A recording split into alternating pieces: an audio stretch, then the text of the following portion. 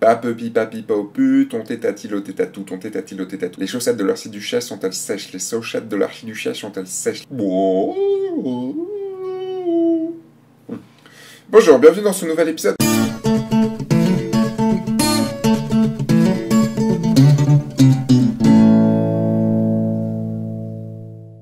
Bonjour, je suis Sébastien Rognan, et vous êtes dans le nouvel épisode de F1.4 de Au Coin de Fun 4, les épisodes d'été qui sont consacrés cette année à la critique de vos photos. Je vous rappelle le concept, vous pouvez m'envoyer votre book à fun4@gmail.com, vous voyez dans le descriptif. Le principe, je vais prendre votre site et votre book. Si c'est un site, je vais le critiquer vite fait, quelques minutes sur le site pour vous voir un petit peu l'aspect du site, les informations, comment j'ai navigué sur le site, quelles impressions ça m'a donné. Et si c'est un Flickr ou un 500 px ou autre, je vais regarder globalement le travail. Ensuite, je vais prendre 5 photos. 4 photos que j'aime et une photo que j'aime pas. Et je vais vous dire en quoi elles pourraient être améliorées, qu'est-ce qui sont bien dessus, au niveau de la composition, au niveau de ce que la personne a voulu dire. Voilà. Je vais prendre les photos telles qu'elles sont sur internet. Je vais pas demander les HD au photographe, je vais prendre les photos telles qu'on peut les voir sur internet. C'est-à-dire, si elles sont disponibles en enregistrement via clic droit, je les prends en enregistrement. Si elles sont pas disponibles, je les prends en capture d'écran. Pourquoi? Parce que je vais aussi parler de ce que vous montrez sur internet, de la façon dont vous le montrez sur internet, ce que les gens vont voir. Et si votre photo est floue, personne va voir une photo floue et va se dire, tiens, il sait pas faire de photos. Vous m'avez tous dit que le principe était cool, donc je vais le décliner sur tout l'été. Aujourd'hui, c'est Geoffrey Mitre qui s'y colle. Alors, je suis désolé, Geoffrey, je sais jamais comment on prononce ce prénom-là. Donc, je vais dire Geoffrey, je vais le dire à la française, ok? Donc, nous avons un site internet qui s'appelle geoffreymitre.com. Nous arrivons sur un site plein écran qui est plutôt sympathique, avec des photos qui défilent. Les photos qui défilent, c'est bien parce qu'il a choisi les meilleures. Il a choisi les meilleures et ça c'est bien, Geoffrey, c'est super bien. Je trouve qu'elle défile trop vite, par contre. Puis la barre en bas qui attire l'œil. J'aurais pris un défilement 3 fois plus long et des photos qui apparaissent comme ça. Parce que là ça fait une grande truc comme ça, c'est pas forcément ce qu'il y a de mieux. On commence par le à propos, et sur le à propos, qu'est-ce que je vois? Je vois juste des commentaires de gens qui ont l'air d'être aussi des potes, en fait. Parce que le premier c'est avec Geoffrey, je peux enfin dire que ce soir, je bois un verre avec un pote photographe. Pas sûr que ce soit quelque chose qui soit super important, enfin, vaut mieux l'avoir en photo qu'à table. Ok, c'est marrant, mais... En fait, en voyant ton site, j'ai pas compris si c'était un site de photographe qui vend des prestations, si c'est un site de graphiste, parce qu'on va voir que dans Portfolio, tu as publicité qui est plus dans ton travail d'agence de com, apparemment. Par exemple, il y a ton CV qui est très marrant. Je vois pas trop ce que tu essayes de vendre, si tu essayes de trouver un taf, voilà, je comprends pas trop le truc. Portfolio photographie avec 4 rubriques. Je vais pas parler du portfolio publicité ni divers, parce que c'est hors photo, même s'il y a des trucs sympas dedans. 4 rubriques dans la partie photo. Une rubrique paysage urbain, une rubrique portrait, une rubrique macro et une rubrique Miscellaneous Life. Premier point, on commence directement par bienvenue dans la galerie tag. Pour toute demande de shooting, photo, veuillez me contacter par mail. Shooting photo de quoi? Tu mets la même chose sur tous. Alors encore, je peux comprendre sur des portraits, sur de la macro, sur de la nature. En fait, voilà, ça revient au fait que ton site, je comprends pas le but spécifique à qui tu t'adresses en ayant sur ce site. Le titre sous chaque, ok, pourquoi pas, ça marche bien.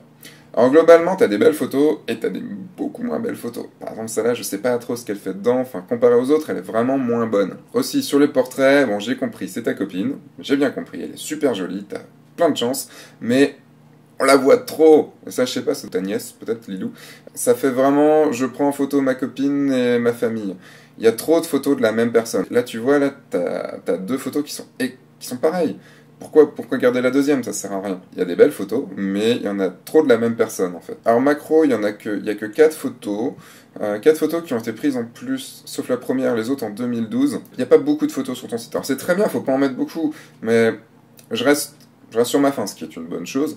Mais comme il y a des mauvaises photos dans le lot, j'aurais envie d'en voir un peu plus, surtout des meilleures. Là, sur live, j'en ai 2. 2 qui sont chouettes, qui sont totalement différentes. On voit vraiment que c'est du divers. Est-ce que ça mérite une catégorie? Je ne sais pas. Il n'y a pas vraiment de choses structurées en fait sur ton site. Tu as mis un peu tout, je pense que tu as mis un peu beaucoup de choses que tu as. J'ai été voir sur ton Flickr, oui en effet, tu as mis un peu tout ce que tu avais, enfin tu fais des choses super différentes. Est-ce que ça mérite d'avoir une galerie pour chaque? Je suis pas sûr. Je pense que tu peux vraiment revenir à une galerie urbain, une galerie portrait, une galerie peut-être, je sais pas, divers. Même tu vois dans la galerie portrait, cette photo-là, elle dénote des autres. Je ne saurais pas trop te dire dans quelle catégorie, mais elle est un peu en dehors de ça. Les catégories sont pas super bien formées. Et dans la galerie contact, et bah du coup, on pourra retrouver tes contacts, c'est très bien. Voilà globalement le sujet que c'est ton site. Ton site n'est pas extrêmement bien fourni. Il y a des belles choses qui sont rabaissées par quelques mauvaises photos, quelques moins bonnes photos qu'il faudra enlever. Le point principal aussi, c'est l'intro qui me donne pas envie, enfin qui me donne un peu mal aux yeux, qui me donne pas envie de rester. On n'a pas le temps d'apprécier la photo, en plus t'as un gros titre dessus qui est pas forcément des plus sympathiques, enfin il n'y a pas forcément besoin d'avoir ce titre-là. Je préférerais voir la photo en plein écran mieux. Maintenant, nous allons passer aux photos. Nous allons passer à chaque photo et j'ai pris donc 5 photos, 4 que j'aimais, les 4 premières, et la dernière que j'aime pas trop. Voilà. Je vais commencer par celle-là. En fait, elle m'a interpellé, elle m'a attiré dès le début quand j'ai vu, je l'ai vu sur ton fond, je l'ai vu sur ton écran d'accueil. J'ai trouvé la vue originale, je me suis même demandé, c'est vraiment Paris, c'est pas un montage ce truc, hein. Il y a vraiment ça à côté de la Tour Eiffel comme ça, enfin je m'en rappelais pas. Et du coup, j'ai été voir sur Google Earth en 3D et tout, et j'ai retrouvé exactement le même point de vue, donc oui, en effet, c'est pas un montage. C'est bien une vraie prise de vue. C'est bien pensé, c'est une vue originale, c'est une vue que j'ai pas vu beaucoup de Paris. Et j'ai trouvé sympa de pas avoir les éternels buildings de la Défense, les points de vue de la Tour Eiffel avec le Trocadéro, enfin tout ça, enfin je trouvais ça bien joué. On reconnaît Paris parce que c'est la Tour Eiffel, mais limite on saurait pas que c'est Paris autrement. Paysages tels que je les aime, avec beaucoup de couleurs, avec beaucoup de contrastes, enfin, c'est très à la mode, c'est vrai que c'est très à la mode et ça passe plutôt bien. Puis le contraste aussi Tour Eiffel, building, avec les péniches devant, enfin je trouve vraiment ça chouette. Je le redis, j'ai pris des photos qui sont sur ton site internet, donc je sais pas si c'est un mauvais encodage ou si ça vient de la photo, mais globalement c'est flou. Les étoiles derrière sont floues, dû certainement à une pose longue, puisque de toute façon pose longue il y a vu la scène, la pose longue est bien pensée, les contrastes et tout ça sont chouettes, toute cette partie-là, elle envoie du rêve, elle me donne envie de voyager, elle me donne envie d'aller voir Paris, alors que toute cette partie-là, beaucoup moins, parce qu'elle est moins bien gérée au niveau photographique. Il n'y a plus de détails, on manque de détails, on a perdu du détail aussi dans les fenêtres, on a perdu du détail, vous voyez ici. Là, le logo est pas là, il est complètement cramé. C'est dommage parce que du coup, ça fait une tache. Alors, on est venu aussi me dire que je parlais trop de cramé et de boucher.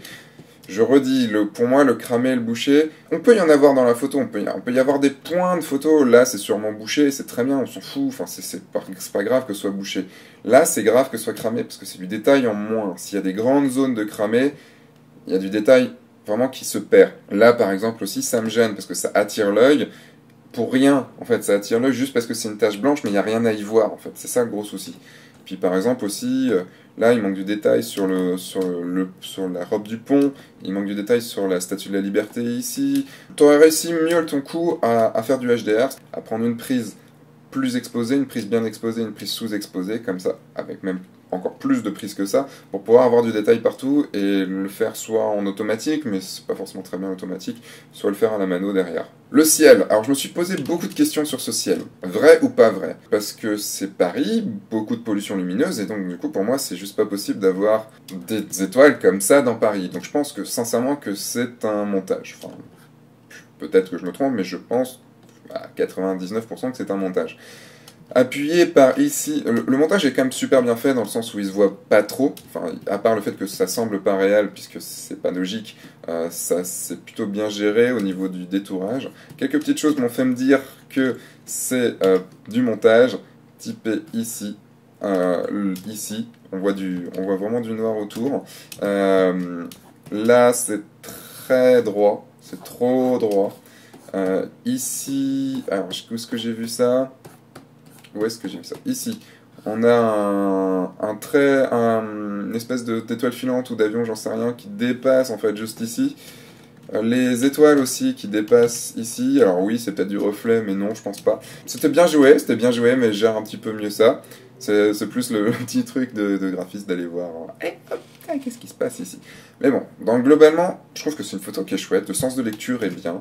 On sent le sens de lecture, hop, comme ça, on va vers la Tour Eiffel qui en plus est plus lumineuse.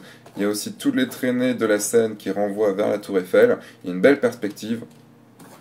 Au niveau de la composition, t'es bien. Alors, photo 2. Paf, dans ta gueule, quoi. Je crois que je l'ai déjà vu, je crois que tu l'as déjà posté sur le groupe critique. Ou je l'ai déjà vu quelque part, en tout cas. Mais je la trouve chouette. Elle envoie du pâté tout de suite, en fait. Elle envoie... Enfin, c'est pas elle envoie pas du pâté. Elle envoie une émotion tout de suite, en fait, cette photo. Enfin... Tout de suite, on est dans un univers un petit peu glauque, un petit peu... Enfin, on voit pas tout de suite la femme au premier... Enfin, la femme qui est au milieu. Il y a une atmosphère brumeuse de fantomatique. Enfin, c'est une photo, moi, comme j'aime. C'est vraiment une photo comme j'aime parce qu'elle est... Elle se raconte pas tout de suite. Elle peut évoquer énormément de choses à des personnes différentes. C'est ça qui est vraiment chouette, c'est elle va pas te dire ce qu'elle a à dire. Enfin, chacun va ressentir ce qu'il a envie de ressentir. Elle m'intrigue, voilà, en fait. Le mot, c'est qu'elle m'intrigue. Elle est intrigante. Et elle est tellement intrigante que tu as envie de rester dessus. Enfin, moi, perso, j'ai envie de me mettre en grand écran comme ça et la regarder. Et de faire... Ouais. Je peux y rester quelques minutes devant pour m'en avoir plus. Je pourrais même peut-être la voir dans mon salon et je pense que je pourrais peut-être rester devant pour la regarder comme ça et voir ce qu'elle me fait ressentir. Ça va être pareil pour la photo d'après, mais attardons-nous juste un tout petit peu sur cette photo.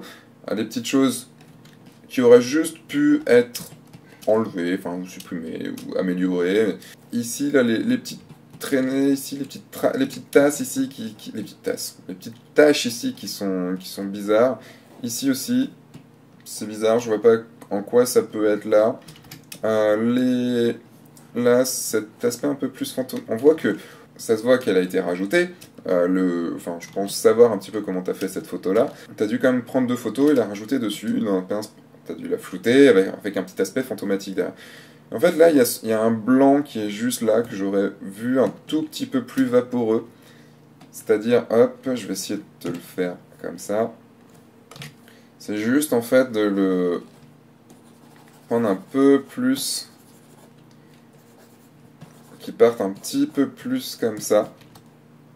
En mieux fait, évidemment. Elle ferait moins rajouter, elle fait vraiment vision. Là, je trouve qu'elle fait, jbam, un peu rajouté. Voilà.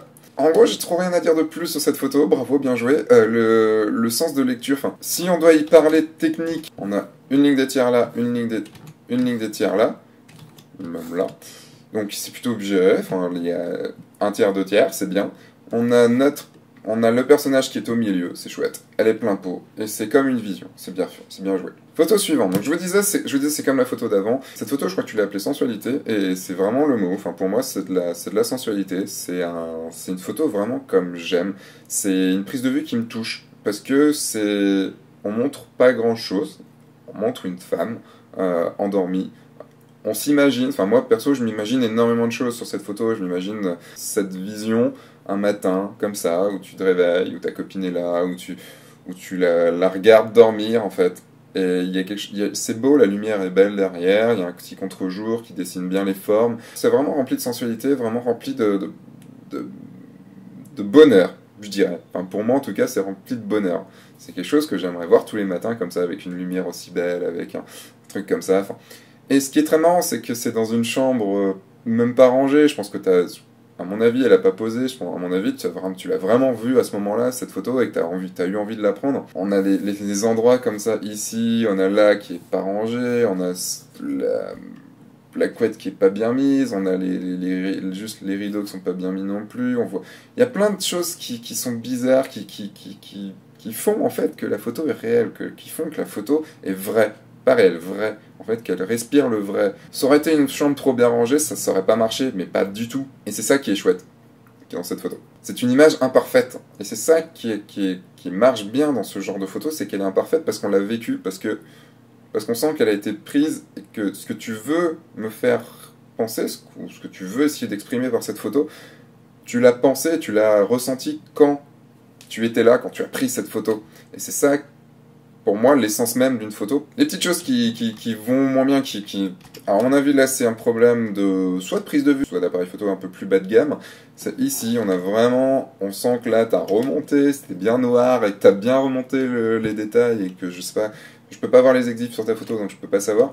Mais, voilà, là, on sent que c'est un peu dégueu. Il y a aussi un léger halo que tu as autour ici, dû à la trop forte lumière. À mon avis, tu étais un peu cramé. Enfin, il y a eu des contrastes qui ont été un petit peu difficiles. Là, on voit aussi là que c'est bruité, c'est très bruité. Alors, je sais pas, ça vient peut-être de ton appareil photo. Une masse un peu bizarre, qui me gêne un tout petit peu. Un tout petit peu. Au niveau de la retouche, donc tu as fait un truc qui je pense est assez simple, à part jouer sur la luminosité à certains endroits, c'est que tu as juste été prendre, pour expliquer un petit peu ce type de retouche à ceux qui veulent, pour avoir ce halo, pas ce halo, pour avoir cette lumière jaune un peu autour, vous prenez juste un dégradé circulaire que vous allez prendre une couleur vers du transparent. Cette couleur vous la passez en jaune, donc là je vais la reprendre ici, un petit jaune comme ça. Et je viens juste en fait cliquer glisser de là vers là pour pouvoir faire un orange, enfin une couleur jaune. Et puis après, je peux venir un peu sur éclaircir ou peut-être un produit comme ça en petite opacité. Bon là je refais sur quelque chose qui a déjà été fait, mais vous voyez, on a du coup une couleur, une globalité, une lumière qui vient englober le tout. Et c'est chouette. Photo suivante, photo de macro. Alors, comme je te disais, ton site est très divers, il y a plein de choses différentes. La macro, c'est peut-être pas forcément pas une bonne idée de le mettre sur ton site. C'est une photo qui donne envie à première vue. Ensuite, quand j'ai été revoir la photo plus en détail, je me suis dit, non, c'est dommage, l'idée est vraiment chouette, mais la réalisation, pas du tout. L'idée est vraiment excellente d'utiliser la macro, d'utiliser un objectif macro pour prendre un insecte, ce qui est logique. Enfin oui, tu dis des choses qui sont tellement logiques dans la vie. Surtout pour dessiner un chemin. Vraiment, tu dessines un chemin juste par le flou. Et c'est chouette, enfin pas c'est chouette parce que tu vois ta bestiole qui va sur ce chemin.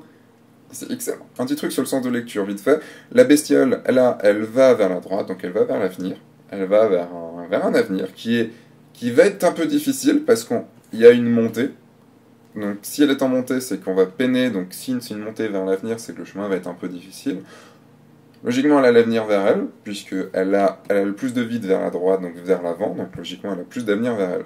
Voilà un petit peu une petite lecture d'image rapide, très très rapide, par rapport à des choses. Si on avait inversé l'image, on dirait plus qu'elle essaye d'échapper à quelque chose, qu'en plus un peu plus sombre ici, que logiquement, elle va réussir à lui échapper parce qu'elle a ça à son avenir, mais elle allait vers un endroit, elle s'est dit « Oh merde, fâché, il y a quelqu'un !» Ah, il y a une bestiole! Et bam, elle repartait vers le passé. Le passé va être difficile parce qu'elle remonte. Donc on sent qu'il y a un effort, qu'il y a un truc, qu'elle essaye de s'échapper. Il y a un truc beaucoup plus difficile en fait dans ce sens-là que dans l'autre sens, qu'une navigation un peu plus normale, un peu plus logique. Dernière photo, une photo de paysage. Donc j'ai dit la dernière, je l'aimais pas trop. Parce que j'ai déjà vu des centaines de fois, enfin ce même principe est en bien mieux fait. Je trouve que l'ambiance couleur, ça fait trop une couleur. Je pense qu'elle aurait été mieux en noir et blanc que de donner une couleur comme ça, parce que on sent que c'est pas des couleurs normales, que t'as certainement dû faire quelque chose à la colorimétrie. Il y a des endroits aussi qui sont bien cramés. Là, le blanc des écumes par là-bas, ça semble, c'est bizarre, enfin avec un ciel qui est très clair aussi ici, c'est très bizarre. On sent aussi ici qu'il y a eu de la retouche. Il y a eu de la retouche ici. On sent que c'est un peu plus noir en fait sur les bords. Hop. Qu'au centre. Retouche qui a été trop vite fait. Mais pareil, on la sent aussi ici. Titre. Pose longue en bord de mer, donc c'est un truc qui est extrêmement classique, évidemment. Ouais, en noir et blanc, je pense qu'elle aurait été mieux. De mettre un petit noir et blanc comme ça, et de jouer en fait sur des contrastes. De jouer sur de la luminosité, par exemple sur des...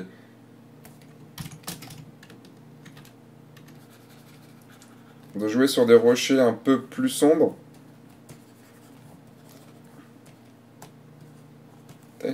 Et de jouer après sur une luminosité un tout petit peu plus forte, tout en gardant les détails évidemment, sur... Et limite peut-être, pourquoi pas, qu'il se perd dans le ciel, j'en sais rien, à voir. Est-ce que ça pourrait marcher si ça se perd dans le ciel comme ça ?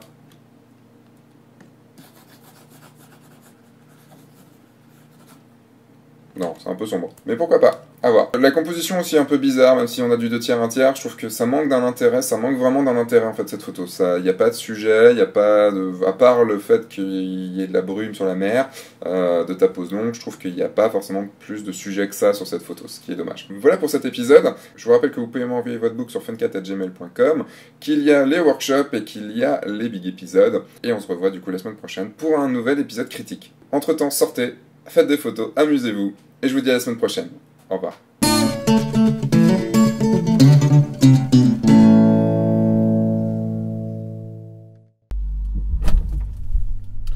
Ah oui, et bonjour, bienvenue dans F1.4 et aujourd'hui on reçoit Thomas Muselet Et il va vous parler de frigo. Et bah faites-lui bon accueil. Voilà. Et moi je retourne me coucher.